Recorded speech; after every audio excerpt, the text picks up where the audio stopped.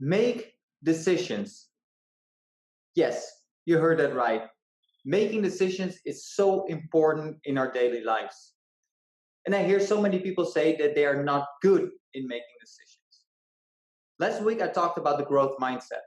It's not either your talent or your brain deciding if you can or cannot do anything, but with the right amount of effort and hard work, you can grow and develop a skill as well. And today we're talking about like growing and developing the skill of decision making. Make decisions, start to make decisions, and do it often, do it consciously, and accept the consequence. In our daily life, we have so many decisions to make, but we do it like almost on an automatic pilot. So we're not really thinking about it. And then we're always like keeping the door open a little bit to see what the other option would be. But I want you to start to make more decisions consciously and accept the consequence and really close the door. Like, this is the decision that you make and there's no way back. This is the direction that you want, that you need to go, and there's no other option. Why it's so important to make lots of decisions? It is because like indecision gives a false sense of comfort, that you feel like because you have these options, that you think like, well, but in the future, if I have more money or if I have more time, or then I'll do it, or I'll make that decision. Make that decision and then look for opportunities to make it work. So it gives a small sense of comfort where you feel like if I don't make this decision, I stay in my comfort zone. And what you hear is that a lot of people always say like, step out of your comfort zone. Success and happiness happens outside of your comfort zone. And I actually made another video about this, is that our brains is wired to keep you safe and to keep you comfortable. So if you step out of your comfort zone, it's actually going against nature. It's going against the stream. And as you know, like I'm all about mindset. I'm all about like taking a different perspective. And with this, it's no difference. Don't step out of your comfort zone, but make your current zone your discomfort zone. And then where you want to go, make that your comfort zone. And how do you do that? Is just like look at all the pain and downsides of being in your current zone. Like, what don't you have in your current zone that causes pain and it causes uncomfort? And then look at like all the benefits and all the pleasures you find outside of your comfort zone and make that your comfort zone. This way you have your brain helping you going to that new zone. I'll put a link to the video about this in the description. And if you're interested in that, like I would definitely recommend you watch that video of how to make your current zone your discomfort zone. And it all comes to like a no matter what decision. It's that slamming your fist on the table, like no longer will I keep going like I'm going right now. So if there's like a bigger decision to make, see it as a no matter what decision. Slam your fist on the table, and no matter what happens, you are going to make it work. Make a decision and commit to it. You will find a way.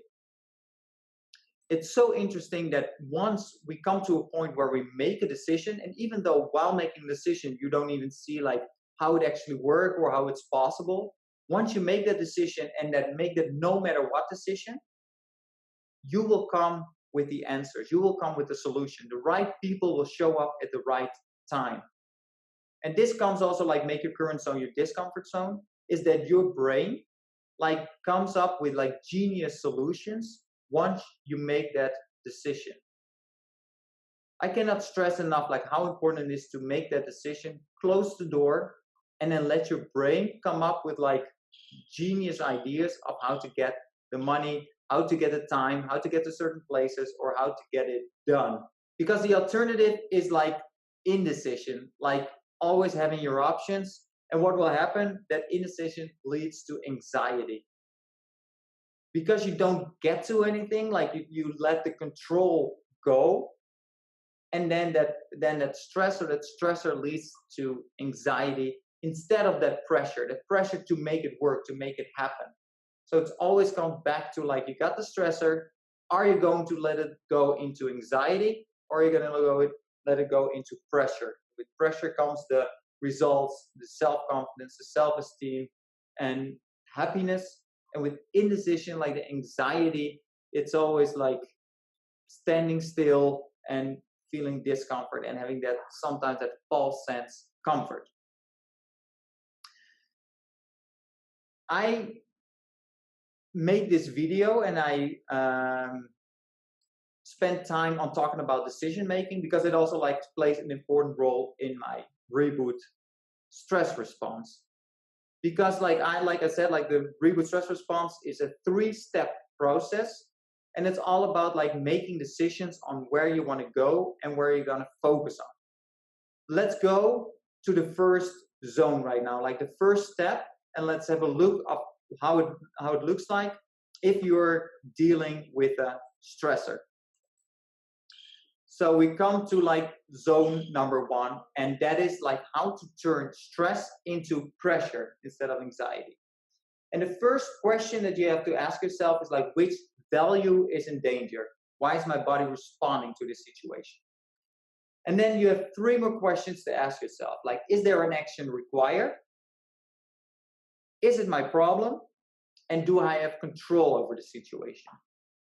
If on any of those questions the answer is no, if it is somebody else's problem, or you don't have control over it, or no action is required, then you go to the right side, then you go over here to no, and then you know like that stressor is just noise in your head. And I want you to really almost say it out loud. This is just noise. There's nothing I can do about it.